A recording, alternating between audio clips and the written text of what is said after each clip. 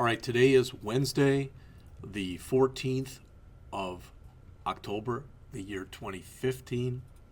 And what I'd like you to do is I've got a folder out there with today's date on it, out on the P drive for the class, if you want to, because I've started to put some of the jQuery examples out there, and we're going to go over a bunch of stuff with that in just a couple minutes. What I'm going to probably end up doing for at least most of the first part of the class is going over some presentations that I've created in the past, and I'm going to go over them again just because I want to make sure we're at least all somewhat on the same level here. All right, and I'm going to show you the stuff that's in this particular folder, and after I show you that stuff, then we're going to start to go through some of the examples. I am, just so you know, I am purposely, I want to take this really, really slow. All right, and we'll spend time on it today. We'll spend time on it next Monday. If that skews that schedule I gave you before, so be it. I don't care. We got plenty of time. We're in week 8. We're doing very well as far as where we are in the book right now. Okay? So again, if you just came in and you didn't hear that, go to the P drive for the class. There is a folder out there on the P drive, and that folder has it has some PowerPoint presentations, which I'm going to quickly go over with you. And I don't like it when teachers read PowerPoint to you, so I'm not going to sit and read it to you. But I want to show you that material that's out there. And then I want us to begin going over some jQuery examples. All right? I had a bunch of them, and unfortunately I left the flash drive at home, the one that had them all on there. So I was trying to reproduce them this morning, and I got about 10 out of the 30 done. And that's okay. All right? Because we'll get the rest up there for next Monday. But the plan is, if we can do this, is we'll go over some examples and we'll do some stuff here today. And if there's any time left over, then I'm going to ask, if people are going to leave, they're going to leave. Mike told me, Mike Wegman, the afternoon lab assistant, was talking to me yesterday, and he started laughing, and he said, "Was interesting on Monday, Jeff." And I said, "What's that?" He said, "Jim got done 20 minutes early." And he basically told people he was done, and before he could even finish, they were pretty much out the door because they're not used to him being done at all early. Well, I might be done early today, and if I am, if you want to leave, then you're going to leave. But we're going to start looking at some stuff, and it's probably would be in your best interest to at least try to manipulate some of the stuff that we're working with, all right? And just see what happens when you do it. Some of the stuff we're going to create today is going to be unbelievably ugly. That's not the point. I'm just going to play with some colors and some other stuff just to show you a few things. All right? So if you go out to there and you grab it, this is what's in there. Again, there's about 8 examples. If I have time during the break, I'll create a few more. There's a template. I downloaded jQuery, and I started to create our own jQuery file. And in styles, I've got a reset file and a myCSS file. We'll talk about all those as we go on. But what I want to do here is I want to go over very quickly a few of the things that are in here. And the reason that I'm doing that, again, is I don't know how much experience you have looking at any HTML stuff, looking at any CSS stuff outside of this class. All right, and I could sit there and say, well, how many of you are in this class? How many of you are in that class? But see, the thing is, there probably are some people in this room that are in the class with me, the online class, the 152, 157. But in that class, there's 11 people in there, but like 4 or 5 haven't turned anything in yet. So you all got an email from me last week, and for the online classes, and I don't know if I sent one out for this class, but if I didn't, I will. It's not a threatening email, but I wanted people to know that a week from Friday, I have to have midterm grades in. I don't have any choice. And when we do midterm grades, they don't go into your permanent record, all right? But the idea is when you get your midterm grades, let's say you're taking 5 classes and you get 5 U's, which means unsatisfactory. That should kind of send a signal to you that maybe something's going on here. Maybe, not that you should drop any class, it's nothing like that, but maybe you're not putting the time and effort needed into the class. So in this class, we've had, you've had 2 assignments, I think it is. And now I've graded the first assignment for everybody. Now I hate saying that because now you're like, oh, I'm going to start looking at that. Just look at it during the break, okay? Please just listen to what I have to say right now. But if you haven't turned anything in, then it'll say for the first assignment, it'll say out of 50, it'll say 0. That doesn't mean that you can't still turn it in, but that means that you haven't turned it in yet. All right? Now, it was due, I think, the 11th, so that's pretty much going on 3 days now, or maybe it's due the 4th, I don't remember, but it's late. How's that? So let's take a look at some of the stuff that's in here. Like I said, I want to whip through this fairly quickly. This was some historical stuff. If you don't know the history behind this, there was HTML. There was HTML 1, 2, 3, 4, 4.01.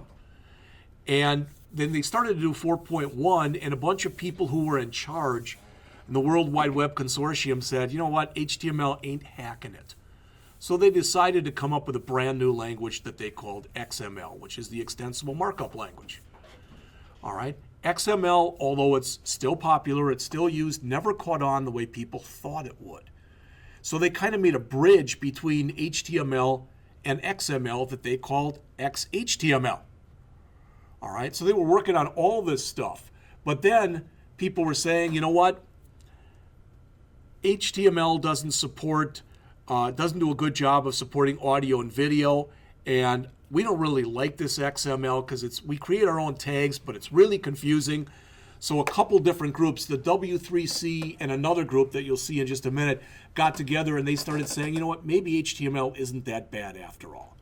So that's when HTML5 started, and that was around 10 years ago. All right. So if you want some history, that's it. You can go and look at it. That was the other group. The Web Hypertext Application Technology Working Group, WATWG. And I put links in here, so if you do want to look at any of this stuff, you can find out about it. All right? But the big thing with HTML5, the big things I should say, is first they wanted to make it easier for audio and video. That was a real big thing. They wanted to take advantage of a lot of the new mobile technology. All right, maybe you've done this before where, I know, for example, if I go out to Fandango, all right, to look for some movie stuff, one of the first things it'll ask me is, are you willing to let the Fandango app know where you currently are? Because, for instance, if I'm sitting there in the middle of Rockford, Illinois, I'm probably not going to be looking for a movie that's in downtown Cleveland, Ohio. That kind of thing. All right? So as it says, the idea here is they wanted to be able to future-proof. They wanted to think about not only what would work today, but would work in the future. Plus, they wanted to make sure that they had these things here called fallbacks and polyfills, but the idea was when people came in and were using older browsers, and there still is about, the last number I heard was it's around 6% of people are still using IE7 and below. All right? They wanted to make sure with those people that if there was HTML5 stuff in a website, that it didn't break their browser. In other words, their page didn't look like garbage. All right? In a lot of ways it does, but it's not terrible garbage. All right? So this was what they started to come up with, and the only thing I want to say here is this is a real template that you would use to create an HTML5 document. That's your doc type. This used to be real big, and it used to have literally the doc type that you were using and a bunch of other junk in it. They decided for HTML5 to keep it simple, and they did. All right. You don't have to put this language attribute in here. The tag is HTML. This is an attribute, and that's the value of the attribute. It typically will default to English anyway, but it never hurts to put that in. Then notice in your heading section, there's a bunch of meta tags. All right. This basically says that you're supporting the Unicode character set. I don't know if you've ever done that, where you've tried to print out something and you get a really weird looking control character when you try to print it out. That's meant to help alleviate that. The idea was, for years, the only character set that was used was an ASCII character set, the American Standards Code for Information Interchange. And it was 255 different characters that it supported. The problem is, in the world today, there's a lot more than 255 characters. Unicode was originally set up to support 65,536 characters. It now supports over 100,000. All right, so that's what it says you're using. There's your title, which again appears up in your status bar. These are some meta tags, and basically that stuff is put in to help search engine optimization. And then this right here, this is called an HTML5 shiv. And what it does is it says for all those people who are using a browser that's less than IE9, when you've got basically HTML5 tags that you don't understand, either ignore them or just treat them as though they were a div, but don't let them break the system. All right? So that's the kind of template that we're going to be using, something similar to that. All right? All right. And in here, here's if we were going to add jQuery. You're going to see all that stuff in just a minute. Okay. Again, back before we had HTML5, you had these different doc types. You had to put all this stuff in there. I don't know if I showed an example. I guess I didn't. But the idea is you could use either a strict doc type, a transitional, or a frame set. What does that mean? If you go out to W3 schools and you search for their tag list, they'll show you approximately 100 to 110 different tags. Some of those tags, it'll say on the side, these are HTML5 tags. Other tags will be in red. If a tag is in red in that tag list, that means that it's been deprecated. If something is deprecated, it means it's been marked for extinction. It means it's going to go away, but nobody knows exactly when it's going to go away. All right? So the idea is if you have older doc types, and you had said the word strict on there, that meant any of those things that were there in red, you can't use them. You literally couldn't use them. If you said transitional, you could use them. And if you said frame set, you couldn't use them unless they were frame tags. That's more information than you need to know. All right? When you put these in, notice in here, it'll take doc type in lowercase or in uppercase. I was always taught when you're making your tags, make everything in lowercase. But you do see the doc type in uppercase quite a bit. All right, I already mentioned the English language. You know what the head section is, and at least you should, all right, because I think that just about everybody in here is either in the 157 class with me or with Jim. But in that head section, everything that's in here that you see in that head section, that's all stuff that doesn't directly appear on the browser, on the page itself. But it's information that the system needs in order to do its thing. All right, it's the stuff in the body section that actually appears on the screen. I already told you about that shiv. Again, these are all hyperlinks, so if you want more information, you can get it. If you don't put a doc type on the top of your document, and you'll see this a lot from different books, different articles, etc. So rather than them having a doc type statement at the top, like we just looked at, so rather than saying inside of angle brackets, exclamation point doc type HTML, rather than saying that, they leave it out and they just start with the HTML tag. So that's not in there. What that does, if you do that, is it literally puts your document into what's called Quirks mode. And what that means is if you later plan on going back and trying to validate that document by using the W3C validator, it's not guaranteed to work. All right. This is kind of a cool site if you've never heard. I just want to show you these two things quickly. This first one, it's literally called caniuse.com. And if you go out there, it shows different features and different functionalities. So for instance, if I want to know autofocus, so I click on that and it shows me which browsers support it and which versions of which browsers support it. Kind of a cool feature that they set up. The other one is, it's a little bit dated right now, but this is called diveintohtml.info. That's literally, if it comes up, it's an online book that's several hundred pages long when you start going through it. And as it says, with contributions from the community, it's a book all about HTML5 that's online that you can look at. All right. There's a brand new validator for HTML5. There is an HTML5 validator. So if I go out there, it looks similar to the old one, but the old one had w3c.validator.something or other. This is HTML5.validator.nu. Again, it works pretty much the same way. All right, but it's designed to work and validate your document to make sure that it's compliant with HTML5. All right. So what you should do and shouldn't do, establish a standard and stick to it. Even a bad standard is typically better than no standard at all. Use lowercase, I already mentioned that. Don't have trailing slashes in there anymore. Okay? Notice, here's the new way of doing things. You say input type equal checkbox, checked. Prior to HTML5, you had to say checked equal checked. You can still do it that way, but that's considered to be old school. And you really should do it this way. Virtually all the time when you've got a way of doing something and you can do it in HTML5 way versus an earlier way, virtually 100% of the time, the HTML5 way will result in less typing, less work for you to do. All right. HTML5, as it says, it's all about semantics. Notice what it says. It says the HTML is the use or the markup to reinforce the semantics or meaning of the information. In the old days, like 10 years ago, 5 years ago sometimes, everything was put in divs. And you still use divs, but you don't use them to the extent when you were working with HTML5 that you had in the past. All right, rather you section stuff up. I'm not going to go into any of this, but if you want more on semantics, and these are a little dated, but there's some good articles in there.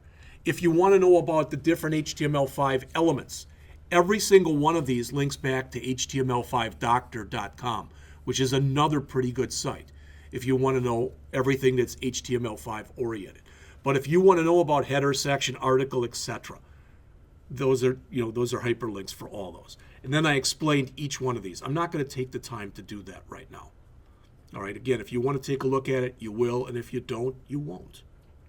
All right. This is the thing that we're going to work on sometime starting probably next week. Again, this is not something I created. Okay, there's an article in here, and when you run through the article, and I'm going to give you the article to it, and all the code, you literally end up creating a web page. I thought they showed the whole page, but I guess they don't. All right. But we're going to end up creating a web page, and I'm giving you the code, so that's that. This second one, again, it says day 3. I don't want this.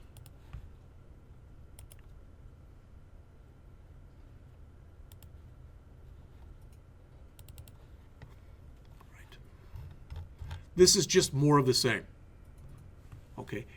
Again, I'm asking this question because I don't know, and I'm gonna ask it, and then I'm gonna assume the answer is no. And that is, do you know the difference between a block element and an inline element? So I'm going to ask that, but I'm going to assume the answer is no. All right. If I go and put this in, if I put in a paragraph tag and I put, this is a paragraph, kind of a dumb paragraph, but you get the idea, and then I end the tag. All right. The P tag is what's known as a block level tag. What that means with a block level tag is on my page, if this is the top of the page, and that's the first thing I put in, it'll put in a blank line, then it'll say this is a paragraph, and then it'll put in another blank line. So block elements have a blank space before them and a blank space after them. All right? That's the big thing about a block level element. A div is another example of a block level element. If you want more on it, it's hyperlinked. An inline element, on the other hand, if I come in here and I say this, if I want to say this is a paragraph, but I want the word paragraph to be bolded, I can use a strong tag, for example, and I can say paragraph,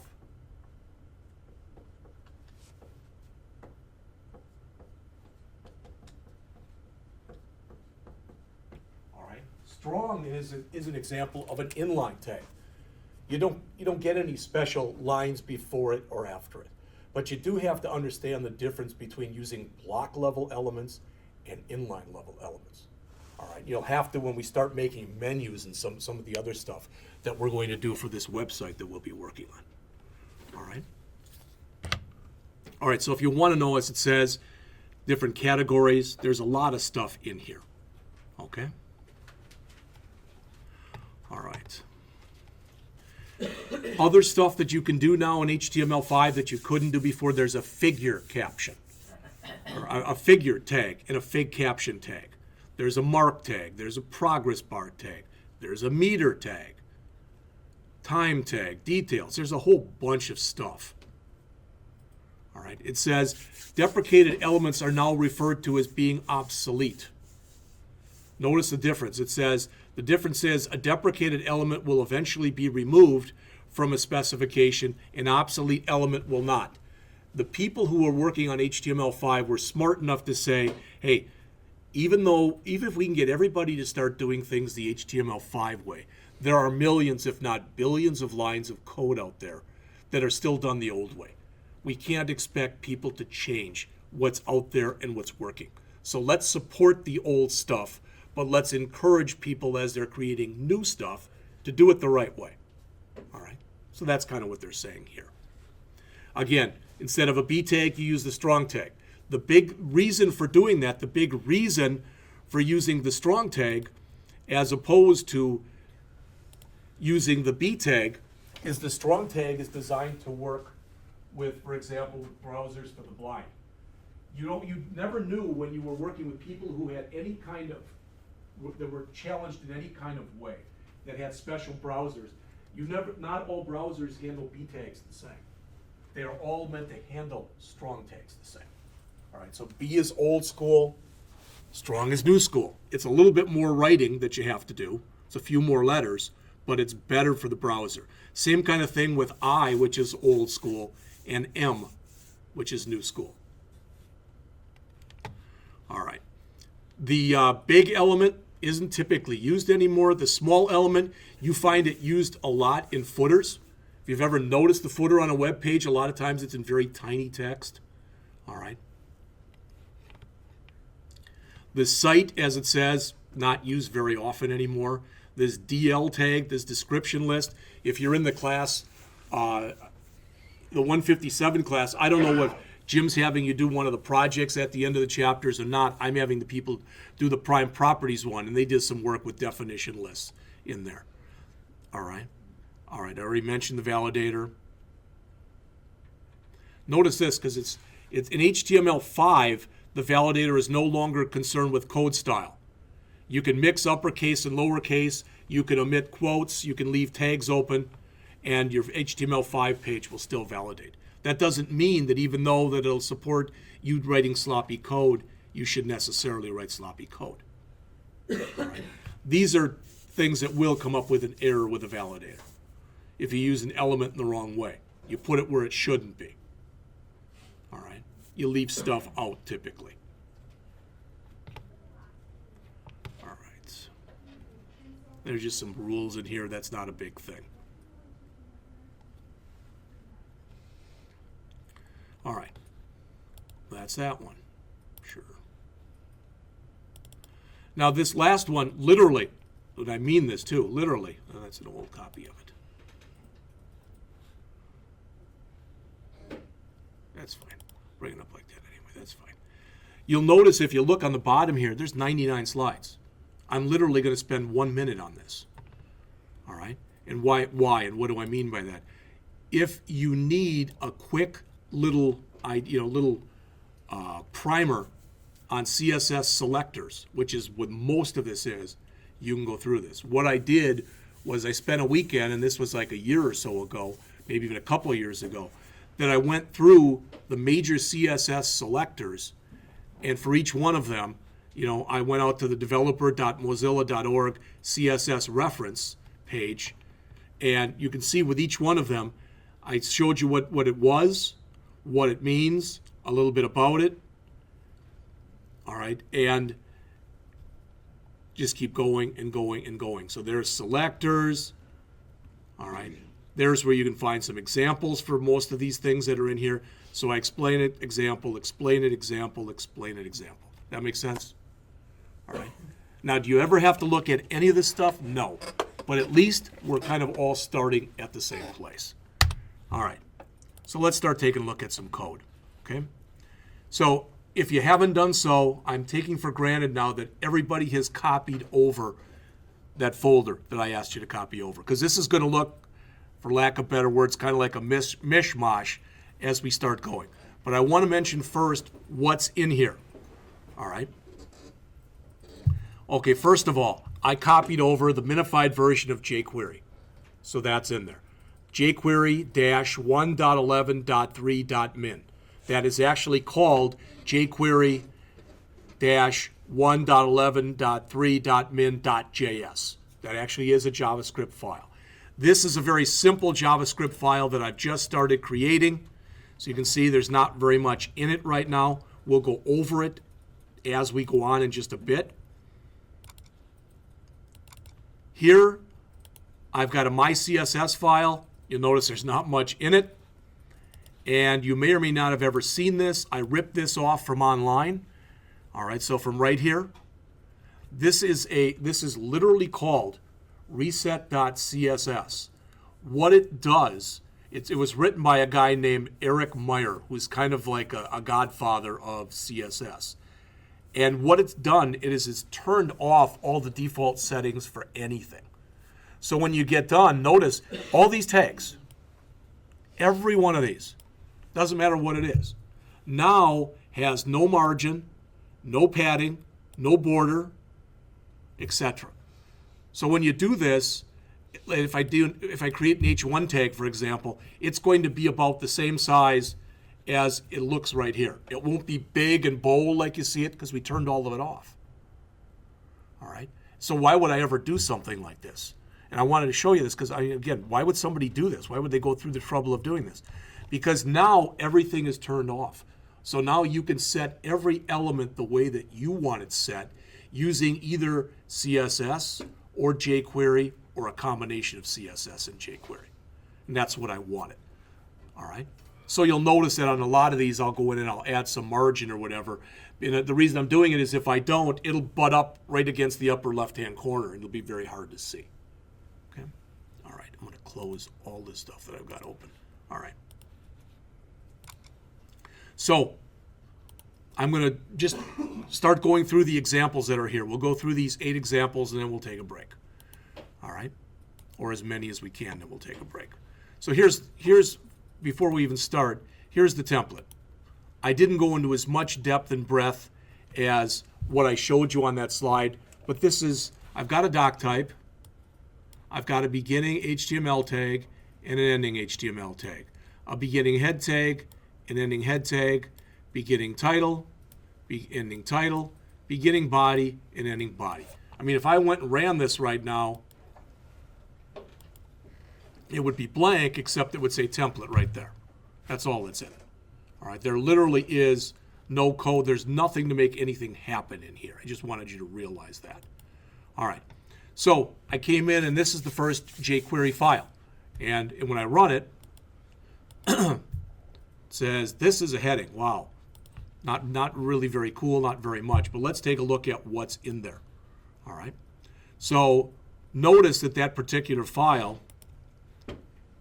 it's referencing that reset file followed by my individual file. Now I'm going to tell you something, and again, I don't know if you've been told this or not, but it's very important that you do hear it.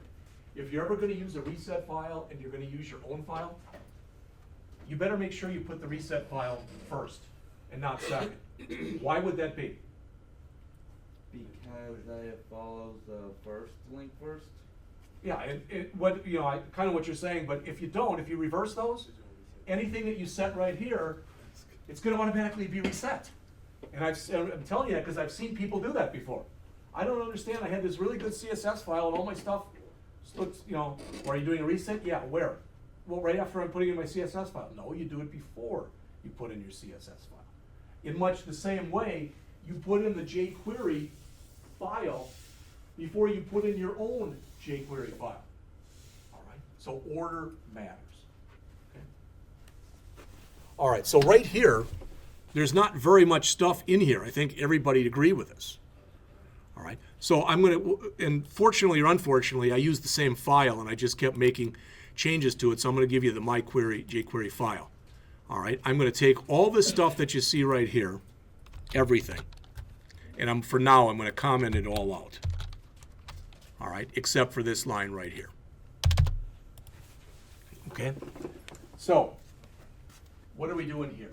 We're saying as soon as the document has been loaded into memory, we want this function to run. And all it's doing is it's doing an alert that says my first jQuery. So in other words, if I save this now and I run it, I run the same one that I ran before. The only thing that should happen in here is it should come in and say my first jQuery. All right, and that literally was just set up, literally just to show you that there. First of all, we're writing code in what's referred to as in an unobtrusive manner. Our HTML file here contains only HTML. All right, we have links to our CSS files. We have links to our jQuery files, but we don't have any CSS inline in our HTML file. We don't have any JavaScript or jQuery inline in our HTML file. That's the way I want you to write things. When we write this site, that's how we're going to write it. All right. That doesn't mean that if your instructor is saying right now, well, you can write stuff inline and put it in the head section. That's their call. All right. But it really, let's just put it this way, pros, so to speak, don't do it that way because there's no reason to do it that way. All right.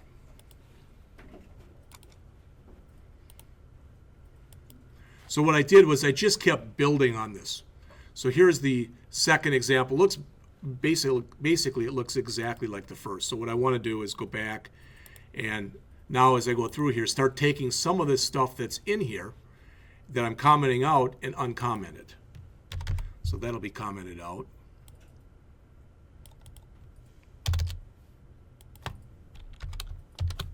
All right. So when I run this, what should happen, what I'm telling the system right here to do, is I'm saying, okay, I want you to append to the body of my document an H1 tag that says this is a heading. Does that make sense? So I'm literally using jQuery right here to add content to my web page. All right? And again, is that a big thing? No, it's not a big thing at all. But because right now I'm doing this, and previously we ran that reset file.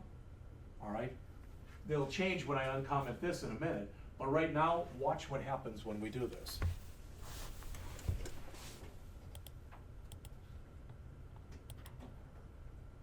Oops, close that. Doesn't really look like an H1 heading, because the reset file is the one that ran. And the reset file took the size away, and it said just use a standard font size, and it said take any bolding away, take any margin away, take any padding away. Okay? So it looks like anything just basically that we would go and type onto a page. There's not really very much more on it.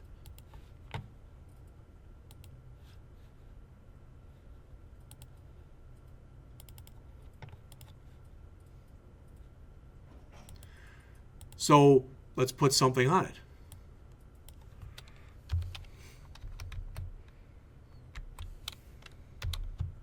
Oops. So what we're saying now, this is what I want you to start understanding, is how this stuff is read. What it's saying here is for any H1 tag I have on my page, I want to add a class. The class I want to add is called Big Font. Does that make sense? All right. And if we go back and we look at it in at the CSS, let's see if we have a class named Big Font. Oops.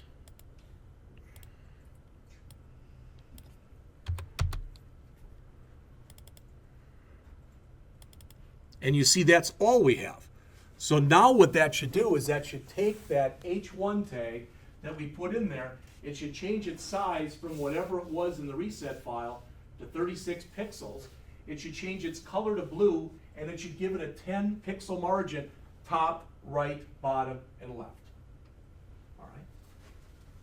And you'll notice then if we run this one, so again, we've told it to add this line now. All right. And you saw what it looked like just a minute ago. This is a heading.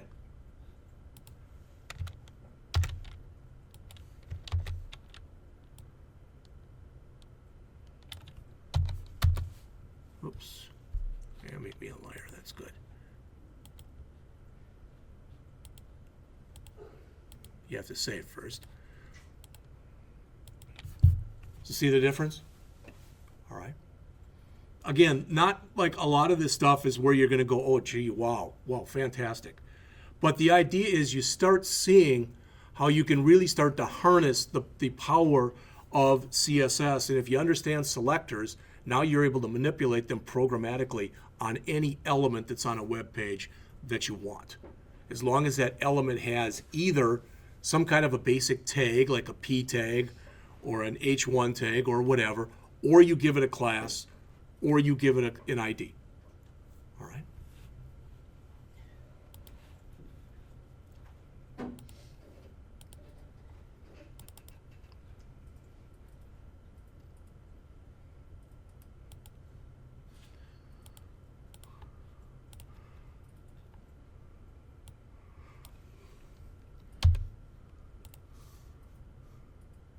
Okay, now I'm going to ask you, based on what we talked about before, what is this going to do? That line that you see in there in blue. Somebody want to take a guess?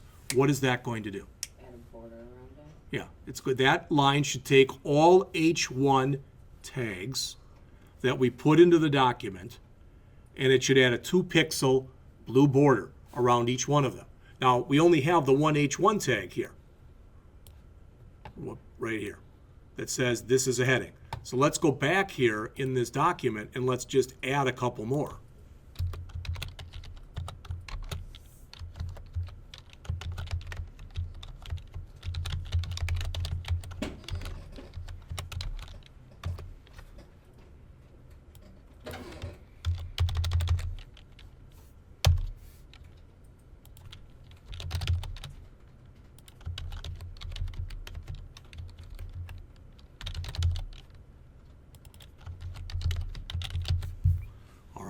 So now we have the 4 here and the other one that we added right here. Save. Okay. Again, it's pretty obvious when you take a look at this. All right. So what we've said was we want each H1 tag that we put on the page to be 36 point, to have a 10 pixel margin, all right, to be blue. Okay. And it doesn't matter if we keyed them in ourselves or we added them via jQuery. And you'll notice this is the one that we added via jQuery. Right. Now I can come back here and I could, for example, I could go to this one right here and say ID equals, this is a crummy name, I shouldn't really use that, but I'm going to just say bigger, just for lack of better words. I'm going to say ID equals bigger right there. All right, and then I'm going to come back to my CSS file. Oops, wrong one. And I'm going to put an ID in there of bigger. And we'll just make the font size 66 point, and I'll make the color red. Okay. Now notice one thing I'm not doing is I'm not playing with the margin here. So watch how it looks different when we get done. Okay. It's kind of hard to tell, but actually it's still being held. But notice that now that one is 66 point, or that one is 36 point. All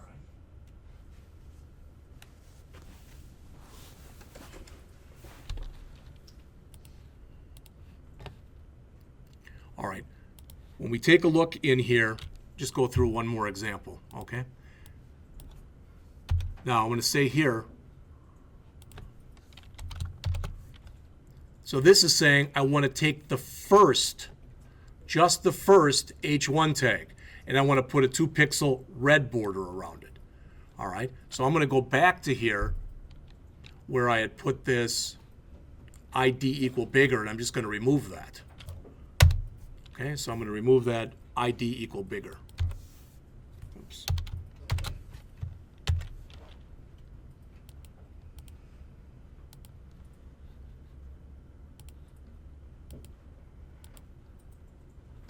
Okay, I didn't save something.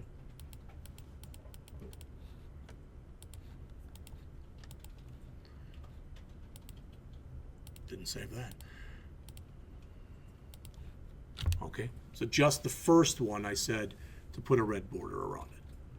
All right, like I said, these examples, they're kind of blow off, for lack of better word, examples. But these are the ones that I had done. So we're going to go over some more of these. Let's take a break now. We'll go over some more of them after the break. Then the plan is for next week, I'm going to give you yet a bunch more examples the first hour. Then the second hour, I'm going to say, now, I want you to go in and try to do this. You won't have to turn it in. But I'll give you probably about 10 different things I want you to do. And I'll give you about 35, 40 minutes. And then in the end of class, the last 5 or 10 minutes, we'll go over the way that I did them. And just because I did them a certain way, and if you do them another way and your way works, that doesn't mean my way is any better than yours is. All right, so it is 8:45. Let's come back, please, at 9 o'clock.